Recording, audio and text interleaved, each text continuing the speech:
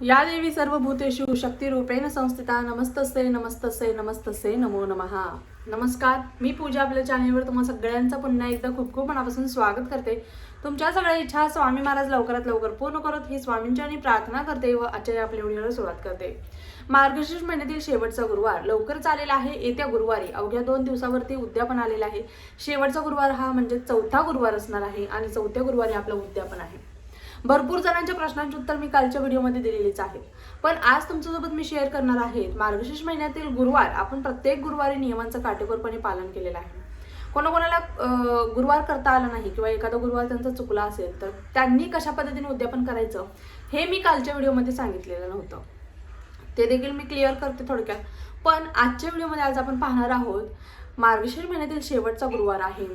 माता लक्ष्मीची सेवा कशा पद्धतीने करायची आहे, उद्यापन कशा पद्धतीने करायचं हे पाहिलंच आहे, पण कोणत्या चुका आहेत ज्या आपल्याकडून घडता कामा नाही चुकूनही या दिवशी, हेच आज मेन विषय असणार आहे. त्यामुळे व्हिडिओ स्किप न करता शेवटपर्यंत पाहायचा आहे. बघा, मार्गशीर्ष महिन्यातील गुरुवार आहे आणि अर्थात अमावस्या नाही आहे या दिवशी. अमावस्या दुसऱ्या दिवशी पहाटे म्हणजे शुक्रवारी पहाटे 4:59 लागते. तर गुरुवारी आपल्याला उद्यापन करायचं आहे. दिवसभरामध्ये एक संकल्प मनाशी घ्यायचा. या चुका आपल्याकडून चुकूनही होता कामा नयेत याची आपल्याला आवर्जून काळजी घ्यायची आहे. आता अशा कोणत्या चुका आहेत त्यांच्या आपल्याकडून होतात बरं, तर या चुका आपल्या हातून चुकूनही घडणार नाही त्याची काळजी घ्यायची. सकाळी लवकर उठायचं, या दिवशी उठण्याचा आळस अजिबात करायचा नाहीये. कधी कधी असं होतं की रात्री लेट होतो झोपायला वगैरे, मग सकाळी उठू वाटत नाही. आता थंडीचे दिवस आहेत तर आपण थोडा उठण्यासाठी कंटाळा करतो. तर असं न करता शक्य झाल्यास लवकर उठण्याचा प्रयत्न करा. बघा, आता हे सगळे गुरुवार गेले, शेवटचा गुरुवार आहे, मार्गशीर्ष महिन्यातील शेवटचा गुरुवार आहे, माता लक्ष्मीचा दिवस आहे. तर शक्यतो लवकर पहाटे उठण्याचा प्रयत्न करा. आपलं जे नित्यकर्म आहेत, आपली कामं आहेत ते सगळे आवरायचे आहेत आपल्याला. फरशी, आता गुरुवार आहे आपण फरशी पुसत नाही, पण या दिवशी पुसा तुम्ही फरशी. कारण गोमूत्र वगैरे, मीठ, खडं मीठ वगैरे टाकून, गोमूत्र टाकून, हळद टाकून तुम्ही लिंबाचा रस थोडासा टाकायचा आणि तुम्ही लादी या दिवशी पुसून घ्या. त्याच पद्धतीने हळदीला लेपन सकाळ सकाळी लवकर करायचं, म्हणजे कसं प्रसन्न एकदम वातावरण झालं पाहिजे. उंबऱ्याच्या बाहेर 2 दिवे लावायचे आहेत. सकाळी पहाटे पहाटे उठलात तर बघा सकाळ सकाळी अंधारच असणार आहे, तर थोडेसे 2 दिवे लावा तिथे. दिव्यामध्ये 2 लवंग टाकायचे आहेत आणि थोडीशी हळद, चिमूटभर हळद टाकायची आहे आणि आपल्याला दिवे प्रज्वलित करायचे आहेत, बरोबर. कारण माता लक्ष्मी तिथूनच आपल्या घरामध्ये प्रवेश करत असते. त्याच पद्धतीने तुळशी मातेला देखील जल अर्पण करायचं आहे, सूर्याला देखील अर्घ्य द्यायचं आहे या दिवशी आवर्जून. आणि बघा, तुळशीसमोर एक छोटीशी रांगोळी काढायची आहे, तिथे देखील आपल्याला एक दिवा लावायचा आहे. शक्य झाल्यास तुपाचा दिवा लावण्याचा प्रयत्न करा, नसेल तर तुम्ही तेलाचा लावला तरी देखील चालणार आहे. देवपूजा करायची आहे आणि तुमची जी काही नित्यकर्म आहे तो भरपूर लोक सकाळीच पूजा मांडतात, महिला बरोबर सकाळी पूजा मांडतात. जर या दिवशी शक्य झालं माता लक्ष्मीला अतिशय सुंदर रूप देण्याचा प्रयत्न करायचा आहे. आणि दिवसभरामध्ये या चुका टाळायच्या आहेत. कोणत्या? तर कठोर बोलायचं नाहीये, कोणाशी उद्धटपणे बोलायचं नाहीये, घरामध्ये राग चिडचिड होणार नाही याची काळजी घ्यायची आहे, मुलांशी व्यवस्थित वागायचं आहे. त्याच पद्धतीने एखादी स्त्री, बघा कधी कधी माता लक्ष्मी कोणाच्या रूपात कशी येते आपल्याला देखील माहीत नसतं. एखादी स्त्री तुम्हाला सांगर संगीत चांगला शृंगार केलेला आहे, तुमच्या घरी जास्त करून ती येत नाही, अचानक आली, कोणत्याही कारणाने असो ती अचानक आली, तर तिला हळदी कुंकू लावल्याशिवाय, तिच्या पाया पडल्याशिवाय जाऊन देऊ नका.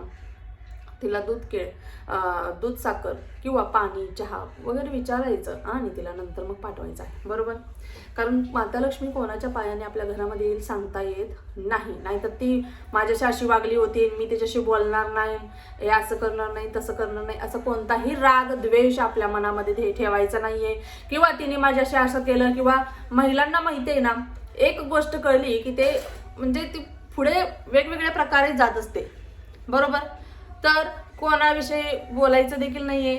कोण आपल्याला सांगत असेल तर माझा आज व्रत आहे, मला कोणाचा विषय ऐकायचं नाही आहे, सरळ सांगायचं. कारण काय होतं, ती व्यक्ती आपल्याला उत्सुकता आपली वाढवते की काय झालं असेल नक्की, कशामुळे आपले त्या दोघीत भांडण झालं असेल, आणि आपल्याला उत्सुकता असते त्या ऐकण्याची मेन म्हणजे. आणि त्याच्यामध्ये अजून जरा मग मीठ मिरची मसाला लावून ती सांगत असते ना, आपण ऐकत असतो ना, आपण पण तिच्या हो मध्ये हो करत असतो, ती देखील चूकच होते एक प्रकारे.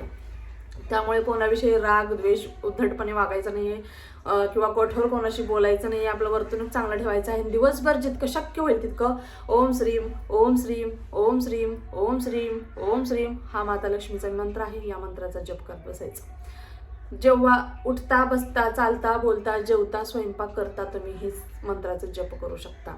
दिवसभर माता लक्ष्मीचा जप तुमच्या तोंडामध्ये नामस्मरण असायला हवं. ओम श्रीम किंवा ओम महालक्ष्मी देव्यै नमः, ओम श्री महालक्ष्मी देव्यै नमः. आणि पॉझिटिव्ह जितका होईल तितका पॉझिटिव्ह या दिवशी विचार करतो मी. तसा तर रोज पॉझिटिव्ह विचार करायला हवा, पण हा दिवस खूप महत्त्वाचा आहे. तर तुम्ही फक्त पॉझिटिव्ह म्हणजे तुमच्या जीवनामध्ये काही नकारात्मक घडलेलं आहे किंवा घडेल, असं झालं तर काय होईल ते असा विचार करा. माझं आयुष्य खूप सुंदर आहे, माझ्या आयुष्यात खूप सुंदर सगळ्या गोष्टी चांगल्या होणारच आहेत आणि मला विश्वास आहे. एवढं एक मनाशी ठाम ठेवायचं आणि आपल्याला आपल्या जे काही कामं आहे ते करत राहायचे आहेत. बरोबर.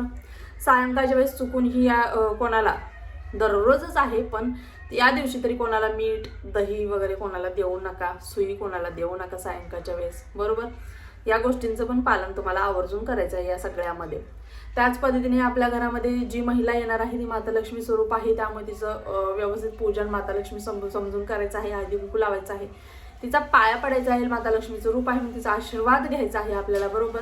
तर या सगळ्या छोट्या छोट्या चुका आहेत त्या टाळायच्या आहेत आणि आपल्याला मार्गशीर्ष महिन्यातली गुरुवार करायचे.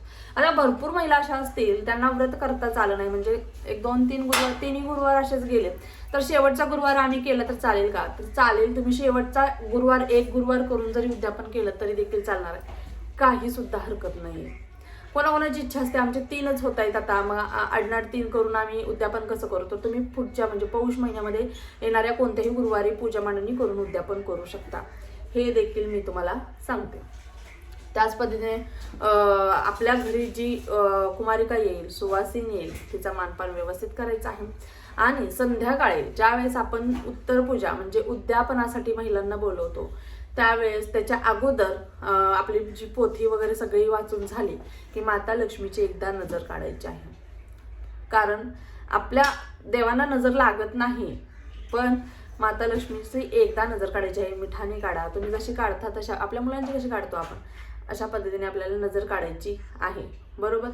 अशा पद्धतीने या दिवशी माता लक्ष्मीची नजर काढा आणि भरभरून सेवा करा. धनलक्ष्मी कुंचमची सेवा म्हणजे तुमच्याकडे असेल तर तुम्ही आवर्जून या दिवशी करा, कारण ती धनलक्ष्मी कुंचमची ऊर्जा, ती शक्ती जागृत करण्याचा देखील अतिशय सुंदर असा दिवस हा असतो. त्यामुळे तुम्ही ती सेवा केली, कुंकुमार्चन केलं, लवंगाचं अर्चन केलं, किंवा बघा सायंकाळच्या वेळेस 2 भीमसेनी कापराच्या वड्या आणि 2 लवंगा घेऊन आपल्या हॉलमध्ये मध्यभागी जरी तुम्ही प्रज्वलित केल्या तरी देखील, आणि ती जाळून सगळ्या घरामध्ये जरी राऊंड मारला टॉयलेट बाथरूम सोडून, तरी देखील आपल्या घरातील 100% निगेटिव्हिटी घरातून बाहेर जाते आणि पॉझिटिव्हिटीचा घरामध्ये प्रवेश होत असतो. त्यामुळे सायंकाळच्या वेळेस देखील दिवे लावायला विसरू नका. सायंकाळच्या वेळेस देखील तुळशीजवळ, उंबऱ्याजवळ दिवे लावा, अगरबत्ती, धूप, दीप, अगरबत्ती लावा. घरात प्रसन्नमय वातावरण कशा पद्धतीने राहील याची काळजी आपल्याला घ्यायची आहे. बरोबर. त्यामुळे शेवटचा गुरुवार आहे, शेवटच्या गुरुवारी जितकी होईल तितकी माता लक्ष्मीची भरभरून सेवा करण्याचा प्रयत्न करायचा आहे तुम्हाला, आणि या छोटे छोटे चुका ज्या आहेत त्या टाळायच्या आहेत. बरोबर. चला तर मग पुन्हा एकदा भेटू अशाच एका नवीन व्हिडिओसोबत. तोपर्यंत झालेली सेवा स्वामींच्या निरुजू करते. श्री स्वामी समर्थ. धन्यवाद.